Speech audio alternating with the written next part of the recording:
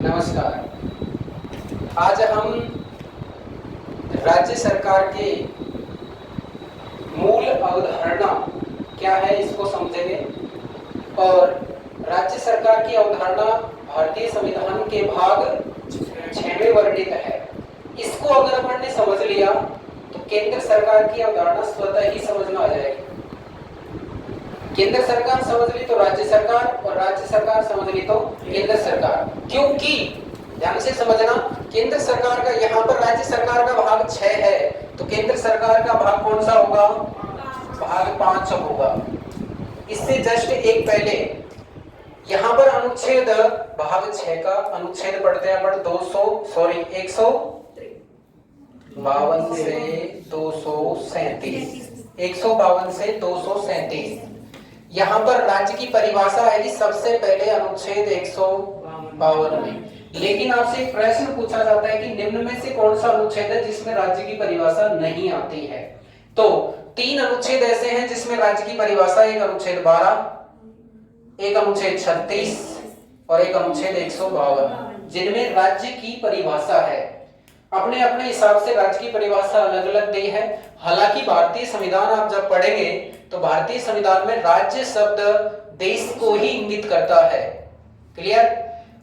अब अनुच्छेद 152 के बाद यहाँ पर राज्यपाल सबसे ऊपर आता है। अनुच्छेद 153 से 163 तक, 153 से 162 तक, 153 से 162 तक। मंत्री परिषद आती है 163 से 167 तक। लेकिन इसमें जो 5 अनुच्छेद हैं उनमें से एक अनुच्छेद अलग कर दिया जाएगा। क्यों कर दिया जाएगा वो समझ लो। 5 अनुच्छेदों में से एक अनुच्छेद अलग होगा। वो अनुच्छेद कौन सा होगा? 165। 165 में किसका उल्लेख है? महाधिवक्ता का। अगर बात करते हैं अपन विधानमंडल की तो इससे आगे बढ़ जाएंगे। विधानमंडल अनुच्छेद 168 से 170। अब बात करें अपन सरकार की तो सरकार के मुख्य रूप से 3 अंग होते हैं। तो वो सरकार ही हमारी ये है जिसमें सबसे ऊपर राज्यपाल होता है। राज्यपाल के बाद यहां पर कौन आएगी? व्यवस्थापिका। व्यवस्थापिका मींस विधायिका। विधायिका यानी कानून बनाने वाली संस्था कौन है हमारी? विधानमंडल। कानून बनाने वाली संस्था का नाम क्या है? विधानमंडल। उसके बाद में आती है कार्यपालिका, जो अनुच्छेद 171 से अनुच्छेद 212 तक है। 212 तक है। उसके बाद में आता है अनुच्छेद 213 जिसमें क्या है? अध्यादेश। 213 के बाद 214 से लेकर 231 तक क्या आएगी? न्यायपालिका। और जिला एवं सेशन न्यायालय 232 से 237 तक। समझने की बात सीधी सी ये है कि ये सारी जो संस्था है वो सरकार है। सरकार में एक होती है विधायिका या व्यवस्थापिका, एक होती है कार्यपालिका और एक होती है न्यायपालिका। कार्यपालिका के तहत ही राज्यपाल को ये शक्ति मिली हुई है। तो ये कार्यपालिका का अंग है। विधानमंडल ये जो विधायिका है तो विधायिका में विधानमंडल के 2 सदन होते हैं। कितने? 2 एक उच्च सदन, एक निम्न सदन, एक विधान परिषद और एक विधानसभा। जरूरी नहीं है कि प्रत्येक राज्य में विधान परिषद हो, लेकिन कानून जब तक नहीं बनेगा जब तक कौन नहीं होगा? राज्यपाल नहीं होगा। अगर इन्हीं अनुच्छेदों को हम केंद्र सरकार के परिप्रेक्ष्य में पढ़ते हैं तो राज्यपाल की जगह यहाँ पर कौन होना चाहिए? राष्ट्रपति होना चाहिए। और राष्ट्रपति का अनुच्छेद 52 से 62 तक। इधर मंत्री परिषद होगी जो कहां से कहां तक होगी? क्योंकि यहाँ पर राष्ट्रपति के बाद में एक प्रेसिडेंट, उप प्रेसिडेंट और होता है उपराष्ट्रपति। तो वो हो जाएगा 63 से लेकर 73 तक।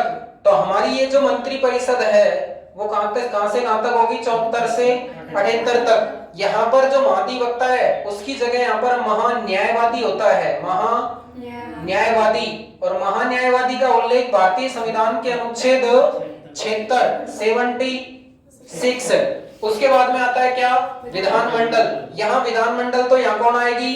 संसद। संसद का उल्लेख भारतीय संविधान के अनुच्छेद 79 में है, लेकिन संसद के दो अंग और भी हैं, राज्यसभा और लोकसभा, तो 79, 80 और 81।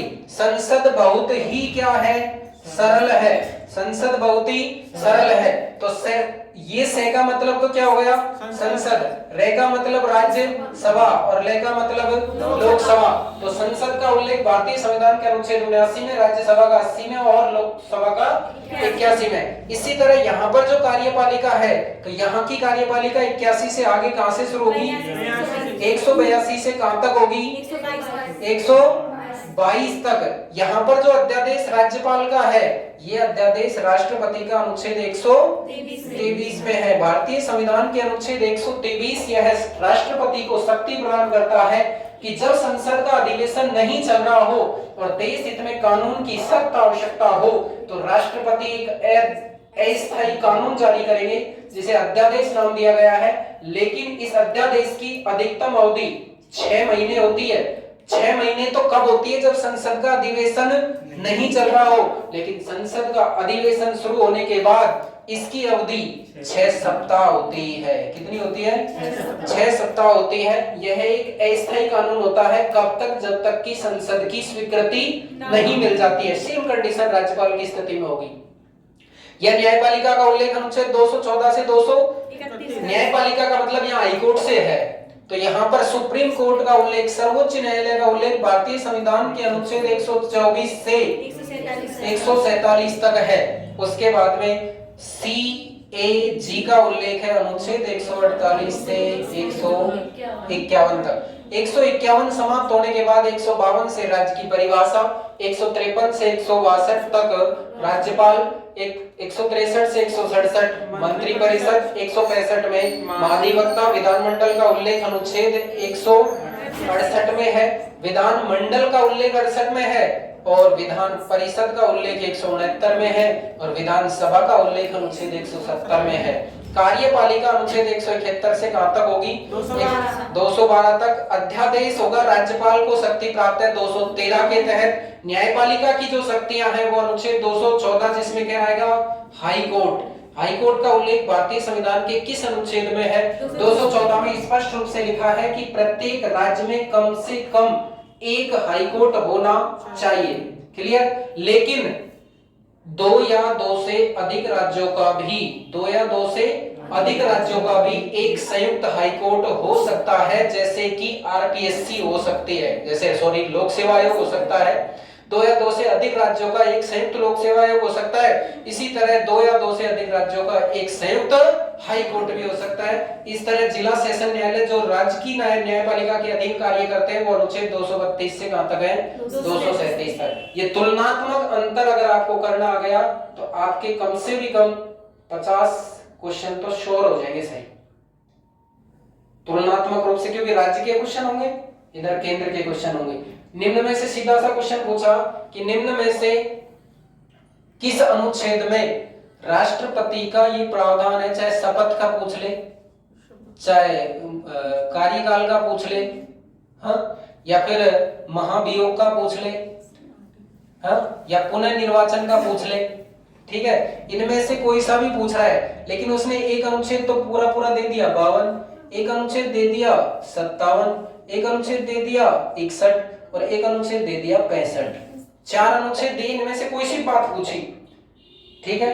अब जैसे इनमें से कौन सी बात पूछी है उसने, पुनर्निर्वाचन, कि राष्ट्रपति के पुनर्निर्वाचन का उल्लेख भारतीय संविधान के किस अनुच्छेद में है, 52 में, 57 में, 61 में, 65 में। आपको अगर इस बात का पता है कि राष्ट्रपति के लिए अनुच्छेद जो है वो 52 से 62 तक है, तो 52 से 62 है, तो 52 में तो